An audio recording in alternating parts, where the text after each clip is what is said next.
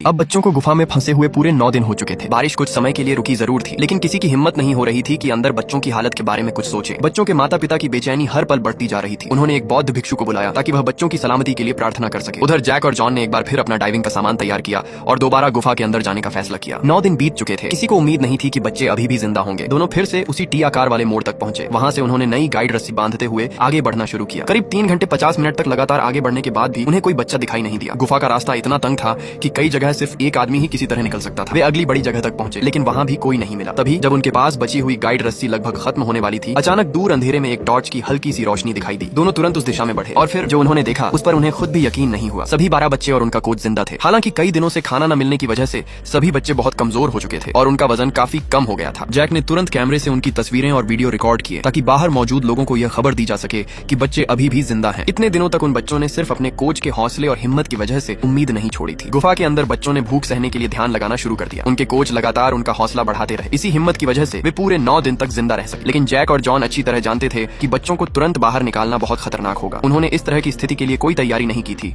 और बिना योजना के बच्चों को बाहर ले जाना उनकी जान जोखिम में डाल सकता था। इसलिए बच्चों को हिम्मत देकर दोनों वापस लौट आए। बच्चे गुफा के मुंह से करीब 2500 मीटर अंदर थे। वहां तक पहुंचने में ही करीब 6 घंटे 12 मिनट लगते थे। जैसे ही जैक ने बाहर आकर बताया कि सभी बच्चे जिंदा हैं, वहां मौजूद लोगों की खुशी का ठिकाना नहीं रहा। हर तरफ तालियां और खुशी के आंसू थे। सब लोग जैक और जॉन को हीरो मान रहे थे, लेकिन दोनों बिल्कुल खुश नहीं थे। उन्हें अपने कई सालों के अनुभव से पता था कि इतनी मुश्किल जगह से बच्चों को सुरक्षित बाहर निकालना लगभग नामुमकिन था। अगर एक बड़ा और ताकतवर आदमी सिर्फ 800 मीटर में ही कई बार हार मानने लगा था, तो बिना किसी ट्रेनिंग के छोटे छोटे बच्चे 2500 मीटर का खतरनाक रास्ता कैसे पार करेंगे। फिलहाल कोई सही तरीका नहीं था, इसलिए सबसे पहले बच्चों तक खाना, दवाइयां और जरूरी सामान पहुंचाने का फैसला किया गया। यह जिम्मेदारी एक खास रेस्क्यू टीम ने संभाली। जैक और जॉन ने उन्हें पहले ही गुफा के सबसे मुश्किल रास्तों के बारे में समझाया। उन्होंने खास तौर पर कहा कि अगर किसी गोताखोर की ऑक्सीजन 2/3 से कम रह जाए तो उसे तुरंत वापस लौट जाना चाहिए। लेकिन अंदर जाते समय टीम ने इस बात पर पूरा ध्यान नहीं दिया। जब वे बच्चों तक पहुंचे तब उनके पास बची हुई ऑक्सीजन इतनी कम थी कि मुश्किल से एक व्यक्ति ही सुरक्षित वापस लौट सकता था। उपकरणों से यह भी पता चला कि गुफा के अंदर हवा में ऑक्सीजन की मात्रा 16% से भी कम रह गई थी। उन्होंने बच्चों को खाना दिया और उनकी सेहत की जांच की। अब यह साफ हो चुका था कि बच्चों को जल्दी बाहर निकालना बहुत जरूरी है। उसी रात एक बच्चे के पिता ने स्थानीय अधिकारियों से पूछा, आखिर हमारे बच्चों को कब बचाया जाएगा। ये बात पास खड़े जैक और जॉन ने भी सुन ली। दोनों ने आपस में लंबी चर्चा की और फिर अपनी रेस्क्यू टीम के बाकी साथियों को भी थाईलैंड बुलाने का फैसला किया, क्योंकि अब वे एक ऐसा प्लान बनाने वाले थे जिसे सुनकर हर कोई हैरान रह जाता। 2 दिन बाद उनके साथी क्रिस और जेसन भी वहां पहुंच गए। उसी दिन एक अनुभवी डॉक्टर हैरी भी रेस्क्यू टीम के साथ जुड़ गए। जैक ने हैरी को अपना पूरा प्लान बताया। अब 16वां दिन आ चुका था। दुनिया के सबसे खतरनाक और सबसे अनोखे रेस्क्यू ऑपरेशन की शुरुआत होने वाली थी। कई दिनों से इंतजार कर रहे बच्चों को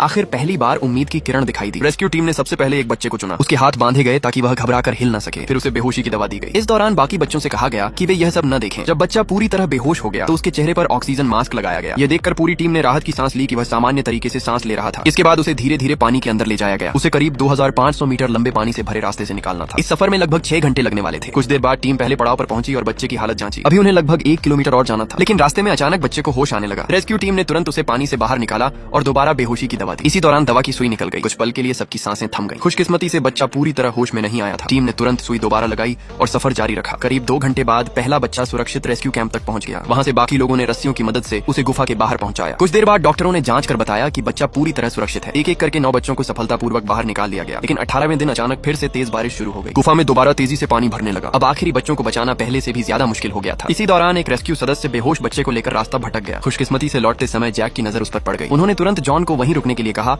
और खुद हैरी के साथ अंदर गए। दोनों ने मिलकर बच्चे को सही रास्ते से बाहर निकाला। कुछ देर बाद आखिरी बच्चा भी सुरक्षित गुफा से बाहर आ गया। इस तरह सभी 12 बच्चे और उनके कोच कुल 13 लोगों को जिंदा बचा लिया गया। दुनिया का यह ऐतिहासिक रेस्क्यू ऑपरेशन पूरे 18 दिन बाद सफलतापूर्वक खत्म हुआ। बाद में स्थानीय अधिकारियों ने दुनिया भर से आए सभी स्वयं सेवकों और रेस्क्यू टीमों का दिल से धन्यवाद किया। बच्चों के परिवार भी बार बार उन बहादुर लोगों का शुक्रिया अदा करते रहे। ये सिर्फ एक सफल रेस्क्यू नहीं था, बल्कि एक ऐसा चमत्कार था जिसने पूरी दुनिया को एकजुट होते हुए दिखाया।